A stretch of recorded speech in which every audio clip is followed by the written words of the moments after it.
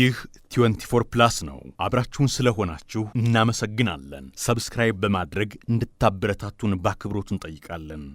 United States military began major combat operations in Iran. The Israeli army and the state of Israel set out to thwart existential threats to Israel and great threats to America and the entire world.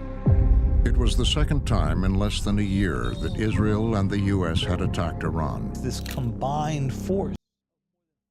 አሁን የከፋው ጦርነት ጅማሮውን ካደረገ 13ኛ ቀኑን ይዟል። የኢራን የጥይት ላንቃዎች እሳት በመካከለኛው ምስራቅ ሀገራት ላይ በርትተዋል። አሜሪካ የዋሽንግተንን ግብ እስከማሳካ ድረስ ክንዶች አይዝሉም፣ አይኖች የማይከደኑም፣ የሙሉ ኃይል ዘመቻ ይቀጥላል እያለች ነው። እስራኤልም ብትሆን ከአሜሪካ ጋር በሚወሰደው ጥምር ጥቃት በማዕከላዊና ምዕራባዊ ኢራን የሚገኙ የአየር መቃወሚያ ጣቢያዎችን ኢላማ ያድርጋለሁ፣ አፈራርሳቸውም አለሁ ትላለች። ከኢራን ጋር የተደረገው ጦርነት መነሻው የትላንት ደራሽ ጸብ ሳይሆን ብዙ ዓመታትን የተሻገረ በጥቅም ጋርዮሽና በሉዓላዊነት ሰንሰለት ቂምና ጥላቻን ያቆረ ጉዳይ ነው። በእነዚህ ሁሉ ዓመታት ይህ እንደሚመጣ የሚያውቁት አሜሪካና እስራኤልም ኢራን ኒውክሌር እንዳታመርት ሲከለክሉ አለፍ ሲልም ሲዝቱባት ቆይተዋል።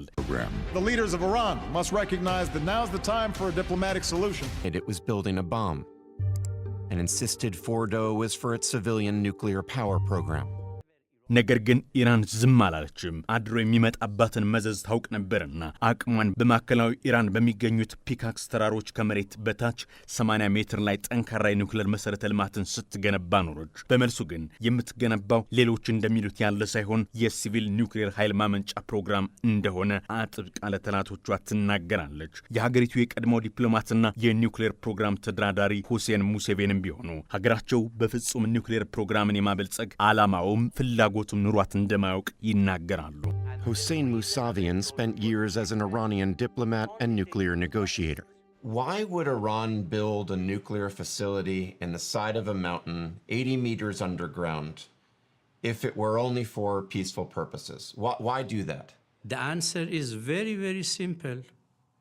It is because of the U.S., because every U.S. president repeatedly said all options are on the table. መልሱ በጣም ቀላል ነው። ምክንያቱም በአሜሪካና በፕሬዝደንቶቿ ነው።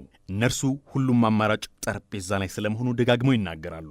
ነገር ግን ያ ካልሆነ እናጠቃቸዋለን እያሉን ነው። በመሆኑም በወታደራዊ ጥቃት ሀገር ላይ ስትዝትና ስታስፈራራ ከዚህ ያለፈ አይሆንም። እነርሱ አንደርግራውንድ የኒውክሌር መሰረተ ልማት የላቸውም። ባያደርጉትና ባይኖራቸው ኑሮ እብድ ይሆኑ ነበር። በእርግጥም ቀደም ሲል ሀያላኑ የኢራንን ኒውክሌር ፕሮግራም ለማዘግየት በርካታ እገዳዎችን ሲያወጡ የቅጣት ህጎችንም ሲደነግጉ ስለመቆየታቸው የኦባማ አስተዳደር እንዲህ ብሎ ነበር። I'm pleased to sign into law the toughest sanctions against Iran ever passed by the United States Congress. The Obama administration had already imposed crippling sanctions on Iran and behind the scenes pursued a series of covert cyber operations against its nuclear program. ኢራንና አሜሪካ በቴሌቪዥን መስኮታቸው ቀርበውም ስለ ኢራን አቅማቸውን ተለካክተዋል። You know, for them, you're the great Satan, we're the little Satan. For them, we are you and you are us. But Netanyahu wanted to go further, a military strike.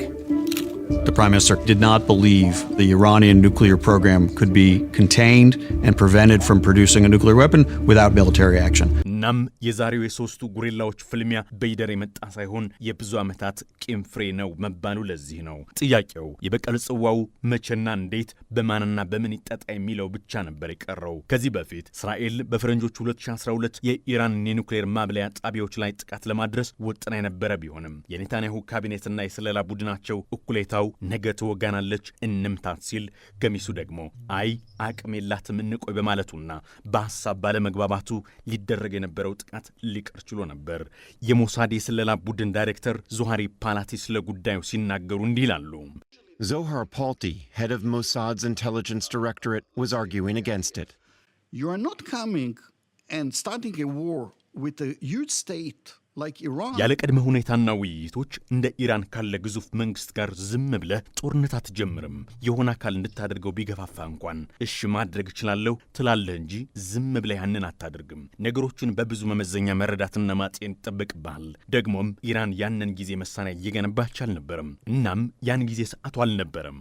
የኔታንያሁ የብሔራዊ ደህንነት አማካሪ ያዕቆቭ አድሚሮር ግን ኢራንን ለማጥቃት ያን ጊዜ ትክክለኛው ሰዓት ነበር ይላሉ። We are asking ourselves every morning one question. Will tomorrow be too late? If it is not, we don't do anything. በእያንዳንዱ ማለዳ ራሳችንን አንድ ጥያቄ እንጠይቃለን። ነገ ልንዘገይ እንችል ይሆናል። ያ ካልሆነ ምንም አናደርግም። ካልሆነ ግን መልሱ አሁን ወደሚል ይወስደናል። ነገ በጣም ስለሚረፍድ መወሰን ነበረብን። እንዲህ ባሉ የሁለቱ ጎራ ሐሳቦች ክፍፍል ሲመጣ ታዲያ ኔታንያሁንን ወደ ኦባማ ለመደወል አስገድዳቸው። ጥያቄውም እስራኤል ጦርነቱን ብትጀምረው አሜሪካ አብራን ከጎናችን ትቆማለች ወይ የሚል ነበር። የኒውዮርክ ታይምሱ ጋዜጠኛ ዴቪድ ሳንጀር ስለ ጉዳዩ ሲናገር እንዲህ ይላል። What Netanyahu wants is either a green light or a yellow light to go bomb the Iranian program. እስራኤል አረንጓዴ ወይም ቢጫ መብራት ከአሜሪካ ማግኘት ብቻ ነበር የቀራት የኢራንን ቦምብ ፕሮግራም ለማምከን። ነገር ግን ኢራኖች እስራኤልን ከተበቀሉ አሜሪካ ወደ ግጭት ልትገባ ያስፈልግ ነበር። ነገር ግን ኦባማ ያንን ማድረግ ሳይፈልግ ቀረ።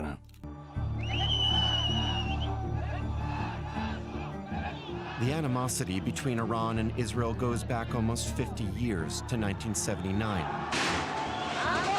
when Iranian revolutionaries overthrew a repressive monarchy supported by the U.S. ያም ሆነ ይህ ግን አሁን ፍልሚያው ከተጀመረ 13 ቀናትን ተጉዟል። ከ2000 በላይ ሕይወትን ቀጥፏል። ከ14000 በላይ ሰዎችን ለከፋ ጉዳት ዳርጓል። በሚሊዮኖች የሚቆጠሩት ደግሞ ተፈናቅሏል። ጦርነቱ ማባሪያውን ካጣ ደግሞ ሌላ ሚሊዮኖችን ይጎዳል። ንግድና ቱሪዝምን ጫና ውስጥ በመክተት ኢኮኖሚው ላይ ጫና ያሳድራል። ያ ከሆነ ደግሞ በሁሉም አቅጣጫ የሰው ልጅ የመኖር ህልውና አደጋ ላይ ይጥላል እንደማለት ነው። ነገስ የምናየው ይሆናል።